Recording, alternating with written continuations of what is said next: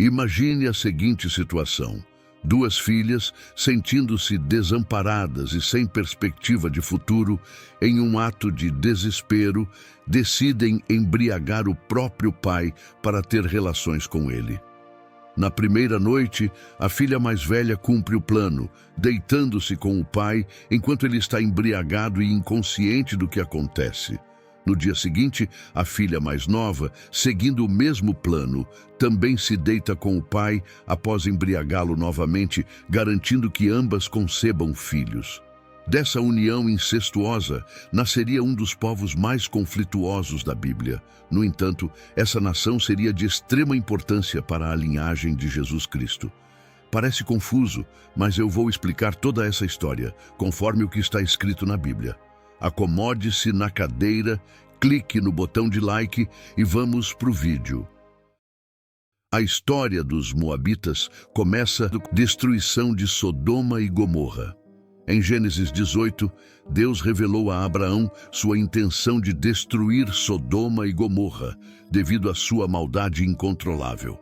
Abraão, preocupado com seu sobrinho Ló, que vivia em Sodoma, intercedeu junto a Deus, perguntando se ele pouparia a cidade se houvesse pelo menos 10 justos. Deus concordou, mas a realidade era que não havia tal número de justos naquelas cidades. 2 anjos foram enviados a Sodoma para resgatar Ló e sua família. Eles encontraram Ló na entrada da cidade e ele os acolheu em sua casa. À noite, homens de Sodoma cercaram a casa de Ló, exigindo que ele entregasse os visitantes para que pudessem abusar deles. Ló, em um gesto de hospitalidade desesperada, ofereceu suas próprias filhas em lugar dos anjos. Mas os homens de Sodoma rejeitaram a oferta. Os anjos então cegaram os agressores e ordenaram a Ló que reunisse sua família e deixasse a cidade imediatamente, pois Deus estava prestes a destruí-la. Ao amanhecer, os anjos apressaram Ló, sua esposa e suas 2 filhas para que saíssem rapidamente da cidade. Eles foram instruídos a não olhar para trás enquanto fugiam para as montanhas. No entanto, durante a fuga, a esposa de Ló desobedeceu e olhou para trás, sendo imediatamente transformada em uma estátua de sal. Este ato de desobediência sublinha a seriedade das instruções divinas e a devastação total que se abateu sobre Sodoma e Gomorra. Gênesis 19, 24, 26 relata: Então o Senhor fez chover enxofre e fogo, da parte do Senhor, sobre Sodoma e Gomorra.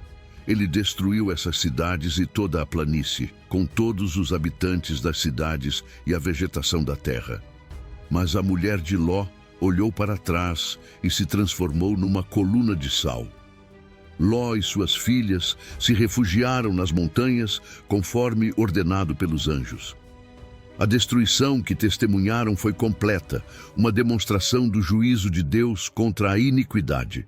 As cidades foram consumidas pelo fogo e enxofre, deixando para trás uma paisagem desolada e um exemplo eterno da justiça divina. Em seu refúgio, Ló e suas filhas enfrentaram um novo desafio: a sobrevivência em um ambiente isolado e sem recursos. Isoladas e acreditando que a devastação que testemunharam era total, as filhas de Ló temiam que não houvesse mais homens disponíveis para casar e continuar sua linhagem. Elas acreditavam que a sobrevivência de sua família e a preservação da linhagem de seu pai dependiam exclusivamente delas, dada a aparente aniquilação de suas comunidades. Na mentalidade antiga, a preservação da família e do nome era crucial, e a extinção de uma linhagem era considerada uma tragédia. Sem perspectiva de encontrar outros homens para se casar, elas optaram por uma solução extrema e desesperada. Para alcançar seu objetivo, as filhas de Ló embriagaram o pai para que ele não estivesse consciente de suas ações. Na primeira noite, a filha mais velha deu vinho a Ló até que ele ficasse inconsciente e se deitou com ele. Na noite seguinte, a filha mais nova repetiu a ação. As duas irmãs engravidaram de Ló, e dessa relação incestuosa nasceram dois filhos, Moabe, progenitor dos Moabitas, e Ben-Ami, progenitor dos Amonitas. Assim, os Moabitas se tornaram um povo com um começo controverso e cheio de dificuldades, uma característica que os seguiria ao longo da história. Comparando os Moabitas com os Amonitas, podemos ver algumas semelhanças e diferenças interessantes. Ambos os povos descendem de Ló, mas enquanto os Moabitas vieram da filha mais velha, os Amonitas descendem da filha mais nova de Ló. Essa origem compartilhada gerou relações complexas entre os dois povos, que muitas vezes se refletiam em suas interações com os israelitas. A Bíblia narra essas origens em Gênesis 19, 37 e 38, onde diz: A primogênita deu à luz um filho, e lhe chamou Moabe. Este é o pai dos Moabitas até o dia de hoje. A menor também deu à luz um filho, e lhe chamou Ben-Ami. Este é o pai dos Amonitas até o dia de hoje. O nome Moabe carrega consigo um significado interessante e talvez um pouco de ironia. A etimologia de Moabe sugere de meu pai, uma referência direta à sua origem incestuosa. Essa conexão linguística não só ressalta o início complicado do povo moabita, mas também os marca com um estigma que permeia toda a sua história.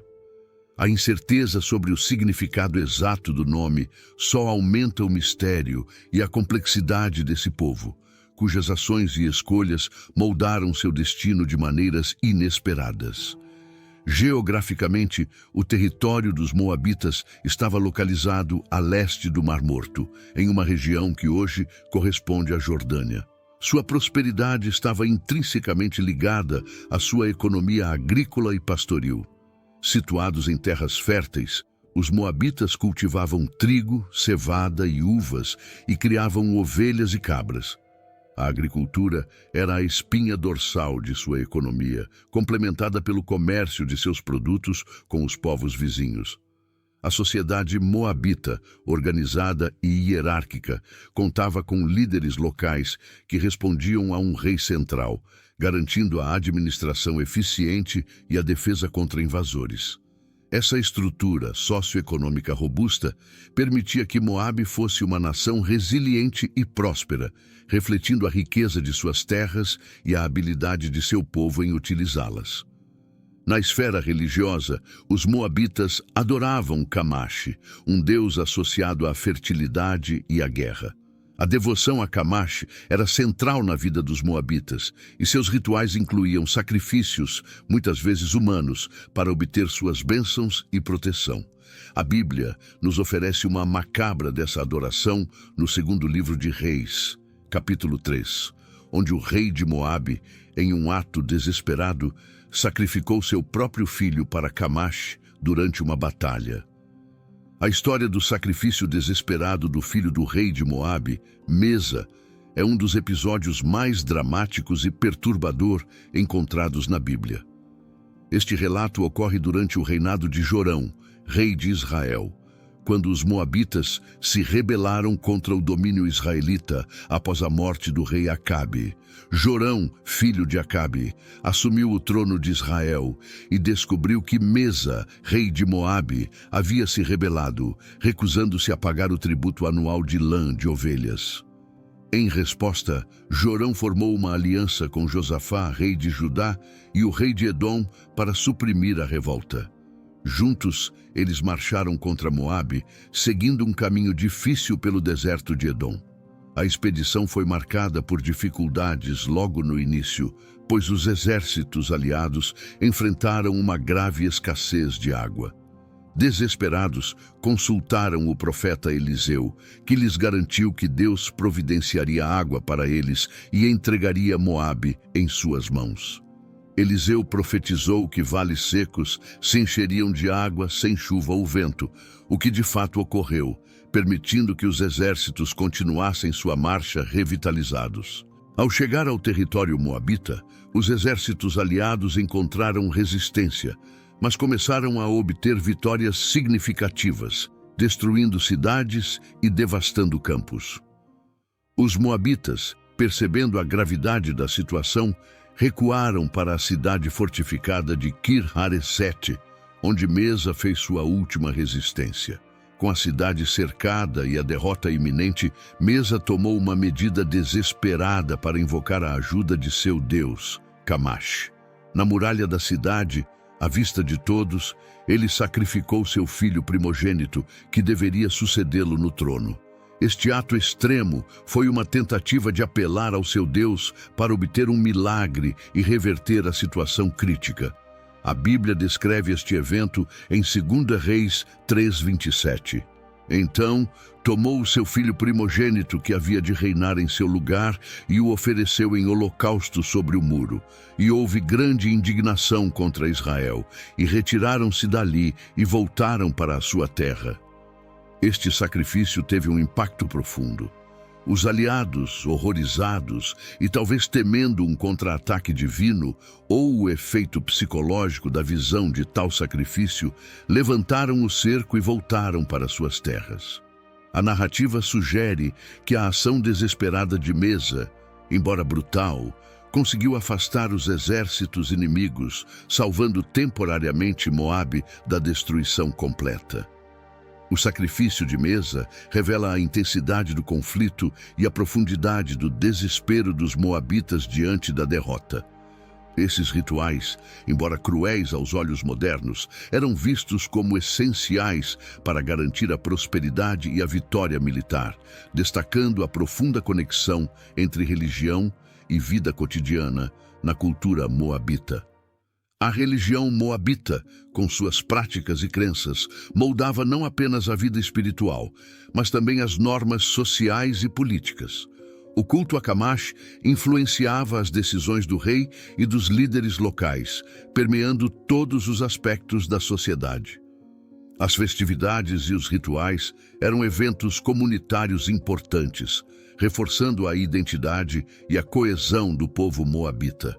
Além disso, a adoração a Camash também refletia uma hierarquia espiritual que espelhava a estrutura política, onde o rei atuava como intermediário entre o povo e o divino, garantindo que as vontades do Deus fossem cumpridas. A influência cultural dos moabitas se estendia além de suas fronteiras, afetando os povos vizinhos, incluindo Israel. A interação entre moabitas e israelitas era complexa, marcada tanto por períodos de cooperação quanto de conflito. Essa relação ambivalente é ilustrada em várias passagens bíblicas, onde os moabitas ora são inimigos ferozes, ora são aliados temporários. Essa dinâmica é um testemunho da riqueza cultural de Moabe e de sua capacidade de se adaptar e interagir com outras nações, mesmo em meio a tensões e rivalidades.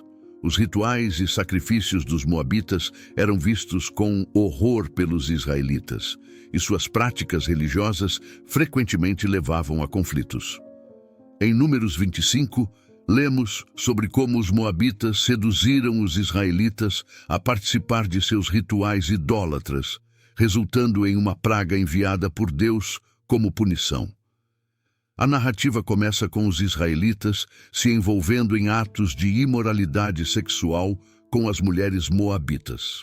Essas mulheres, seguindo um plano deliberado, atraíram os homens israelitas não apenas para relacionamentos ilícitos, mas também para participarem de sacrifícios aos deuses moabitas. Este ato de sedução tinha um objetivo claro: desviar os israelitas de sua fidelidade a Deus, introduzindo-os ao culto de Baal-Peor, um deus local associado à fertilidade e à sexualidade. A Bíblia relata em Números 25, 1-2.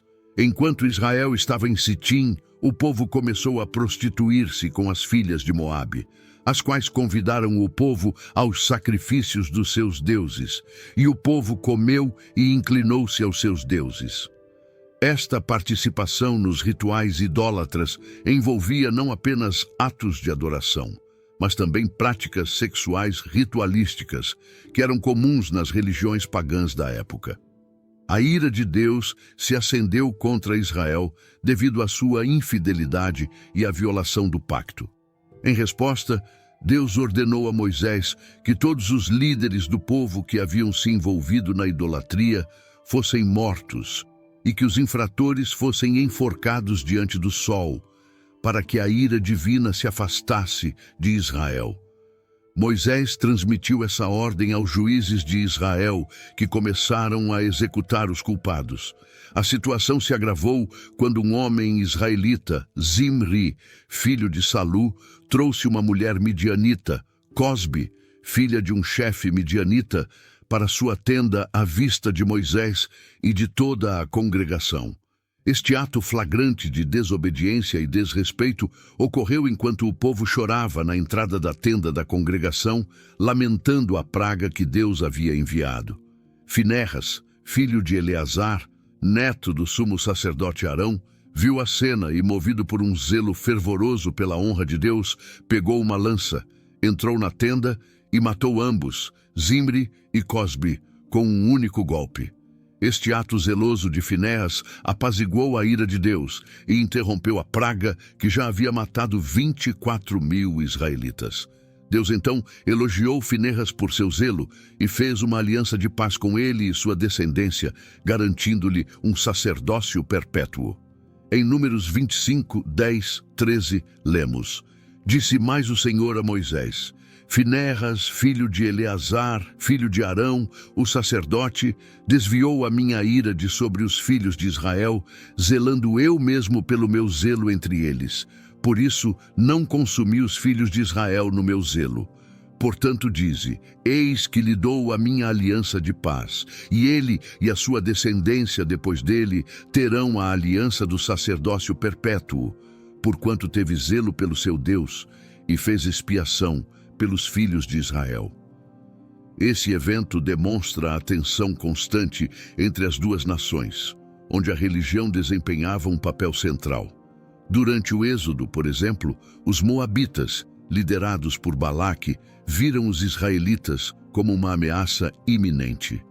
Esta história começa com o temor de Balaque, rei de Moabe, ao ver os israelitas acampados nas planícies de Moabe, perto do rio Jordão, após suas vitórias sobre os amorreus. Balaque estava apavorado com o poder e o número dos israelitas, temendo que eles destruíssem Moabe como fizeram com outros povos. Para lidar com essa ameaça, Balaque decidiu recorrer a Balaão, um profeta conhecido por sua capacidade de abençoar e amaldiçoar efetivamente. Ele enviou mensageiros com presentes valiosos para persuadir Balaão a amaldiçoar Israel, acreditando que uma maldição poderosa poderia enfraquecer os israelitas. Balaão, no entanto, consultou Deus sobre a proposta de Balaque, e Deus lhe disse claramente: Não irás com eles, não amaldiçoarás o povo, porque é bendito. Números 22, 12. Apesar dessa resposta divina, Balaque insistiu e enviou mensageiros mais nobres e ofertas ainda mais tentadoras. Balaão, ansioso por ganhos materiais, pediu aos mensageiros que ficassem à noite enquanto ele buscava uma nova resposta de Deus. Deus permitiu que Balaão fosse, mas com a estrita condição de que ele só falasse o que Deus lhe ordenasse.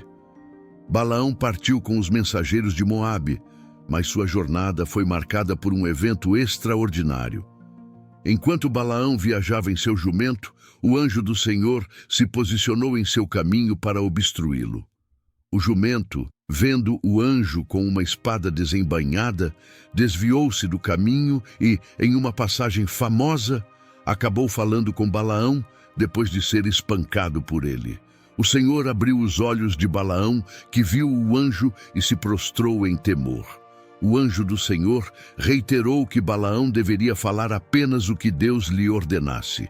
E Balaão continuou sua jornada, agora mais ciente do sério compromisso que tinha assumido. Ao chegar a Moabe, Balaque levou Balaão a vários locais altos, de onde ele podia ver o acampamento israelita. Em cada local, Balaque esperava que Balaão amaldiçoasse Israel. No entanto, a cada vez que Balaão tentava amaldiçoar, Deus colocava palavras de bênção em sua boca. Em vez de maldições, Balaão proclamou poderosas bênçãos sobre Israel, profetizando seu crescimento e prosperidade. Em Números 24, 5, 7, Balaão declarou: Quão formosas são as tuas tendas, ó Jacó, as tuas moradas, ó Israel. Como vales estendem-se, como jardins à beira dos rios, como árvores de aloés que o Senhor plantou, como cedros junto às águas. De seus baldes manarão águas, e a sua semente estará em muitas águas, e o seu rei se exaltará mais do que Agag, e o seu reino será exaltado. Balaque, frustrado e furioso, repetidamente mudou os locais na esperança de obter uma maldição, mas todas as tentativas falharam. Finalmente, Balaque despediu Balaão em grande frustração, mas não antes de Balaão pronunciar uma última profecia, prevendo a derrota final dos inimigos de Israel e o futuro reinado messiânico que viria de Israel. Em Números 24, 17, Balaão profetizou: Vê-lo-ei, mas não agora. Contemplá-lo-ei, mas não de perto. Uma estrela procederá de Jacó, e um cetro subirá de Israel, que ferirá os cantos de Moabe e destruirá todos os filhos de Sete. O desfecho da história de Balaão, porém, tem um tom mais sombrio. Embora ele tenha obedecido a Deus no sentido de não amaldiçoar Israel diretamente, mais tarde ele aconselhou os moabitas sobre como seduzir os israelitas à idolatria e imoralidade. Por sua traição, Balaão eventualmente encontrou seu fim durante a vingança de Israel contra os midianitas. Os moabitas, embora frequentemente retratados como inimigos de Israel, desempenham um papel crucial na narrativa bíblica, particularmente através da história de Rute. A narrativa se desenrola durante o período dos juízes, um tempo de instabilidade e dificuldade em Israel. A história começa com uma família de Belém: Elimeleque, sua esposa Noemi e seus 2 filhos, Malom e Quilion. Devido a uma severa fome em Belém, a família decidiu emigrar para a terra de Moabe, onde esperavam encontrar melhores condições de vida. Noemi e sua família se estabeleceram em Moabe, e seus filhos se casaram com mulheres moabitas, Rute e Orfa. No entanto, tragédias logo abateram a família. Primeiro, Elimeleque morreu, deixando Noemi viúva. Depois, seus 2 filhos também morreram, deixando Noemi, Rute e Orfa desamparadas. Sentindo-se desolada e ouvindo que o Senhor havia providenciado alimento em Israel, Noemi decidiu retornar para sua terra natal, Belém. Ela aconselhou suas noras a ficarem em Moabe e procurarem novos maridos, pois ela não tinha mais filhos para lhes dar em casamento. Orfa, embora relutante, acabou aceitando o conselho e voltou para sua família. Rute, no entanto, demonstrou uma lealdade extraordinária. Em Rute 1, 16, 17, ela declarou: Não insistas comigo que te deixe e me afaste de ti, porque aonde quer que fores, irei eu, e onde quer que pousares, ali pousarei eu. O teu povo é o meu povo, o teu Deus é o meu Deus. Onde quer que morreres, morrerei eu, e aí serei sepultada. Faça-me o Senhor o que bem lhe aprouver, se outra coisa que não seja a morte me separar de ti. Com essa demonstração de devoção, Rute acompanhou Noemi de volta a Belém. Ao chegarem, a presença de Noemi, agora viúva e empobrecida, causou alvoroço na cidade. Ela pediu para ser chamada de Mara, que significa amarga, pois sentia que o Senhor havia tornado sua vida amarga. Para sobreviver, Rute começou a trabalhar nos campos durante a época da colheita de cevada, seguindo os colhedores e apanhando as espigas que deixavam cair. Este costume, conhecido como respigar, era permitido pela lei israelita para beneficiar os pobres e estrangeiros. Por providência divina, Rute acabou trabalhando no campo de Boaz, um parente rico de Elimeleque. Boaz notou Rute e, impressionado por sua lealdade a Noemi, garantiu-lhe proteção e provisão, instruindo seus servos a deixarem espigas extras para ela. Boaz também elogiou Rute por buscar refúgio sob as asas do Deus de Israel. Rute 2:12. Quando Noemi soube da bondade de Boaz, viu nele uma oportunidade de redenção para Rute e para si mesma. Ela orientou Rute a se aproximar de Boaz de maneira tradicional e humilde, seguindo os costumes de levirato e resgate de propriedades. Rute seguiu o conselho de Noemi e foi ao encontro de Boaz na eira, onde ele estava dormindo após trabalhar na debulha do grão. Ela descobriu seus pés e se deitou, um gesto simbólico pedindo proteção e propondo casamento. Boaz ficou surpreso, mas honrado com a atitude de Rute e elogiou sua virtude.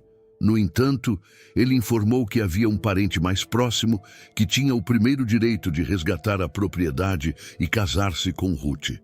Boaz prometeu resolver a questão de maneira justa e no dia seguinte reuniu os anciãos da cidade e o parente mais próximo para discutir o caso. O parente mais próximo inicialmente aceitou a responsabilidade, mas ao saber que precisaria casar-se com Rute, a moabita, ele recusou, temendo prejudicar sua própria herança. Com isso, Boaz assumiu a responsabilidade de redimir a terra e casar-se com Rute. Os anciãos e o povo de Belém abençoaram a união, desejando que Rute fosse como Raquel e Lia, que construíram a casa de Israel. Boaz casou-se com Rute, e o Senhor abençoou o casal com um filho, Obed. Obed se tornou o pai de Jessé, que foi o pai do rei Davi, inserindo Rute, a moabita, na linhagem de Davi e, eventualmente, na linhagem de Jesus Cristo, conforme relatado em Mateus 1:5-6. A história de Rute termina com a celebração de sua lealdade e a providência divina, mostrando como Deus pode transformar tragédia em bênção e como a fé e a devoção podem abrir caminho para um futuro de esperança e redenção. Após um período prolongado de prosperidade, os moabitas começaram a experimentar um declínio acentuado, marcado por uma série de eventos adversos. As profecias sobre Moabe nos livros de Isaías e Jeremias oferecem uma visão profunda do julgamento divino sobre esta nação. Isaías 15:16 descrevem com detalhes a queda de Moabe, pintando um quadro de devastação e sofrimento.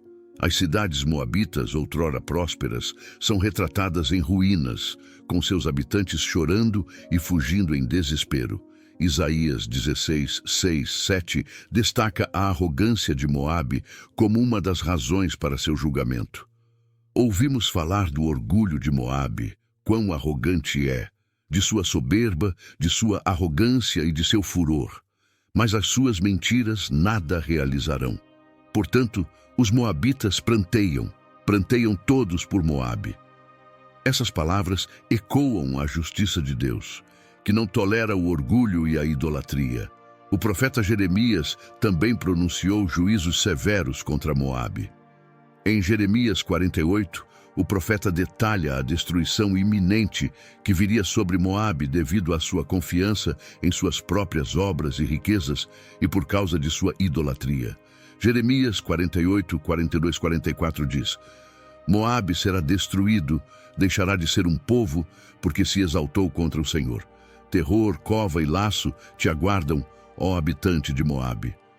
As profecias de Jeremias enfatizam que o julgamento divino é inevitável para aqueles que se afastam de Deus e se entregam à idolatria e ao orgulho. Este capítulo serve como um aviso e uma reflexão sobre a soberania de Deus e a necessidade de humildade e obediência.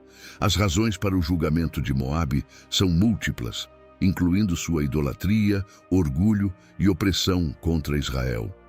Essas profecias não apenas prenunciam a queda de Moabe, mas também servem como um lembrete para todas as nações sobre a importância de permanecerem fiéis a Deus.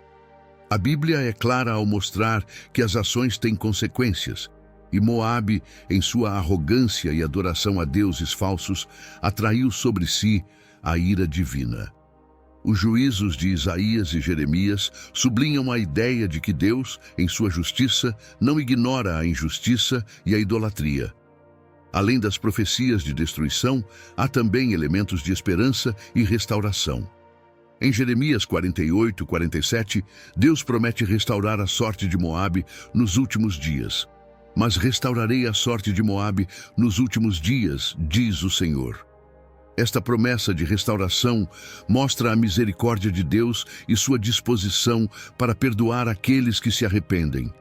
Mesmo diante de um julgamento severo, há uma luz de esperança, um lembrete de que a compaixão divina está sempre presente para aqueles que buscam redenção. A invasão de exércitos estrangeiros, como os assírios e os babilônios, exacerbou ainda mais a situação, resultando na perda de territórios e autonomia. Os babilônios, conhecidos por sua força militar e estratégia implacável, marcharam contra Moabe, destruindo suas cidades e subjugando seu povo. Esta campanha militar, descrita tanto em fontes bíblicas quanto históricas, resultou na destruição quase total de Moabe como uma entidade política independente.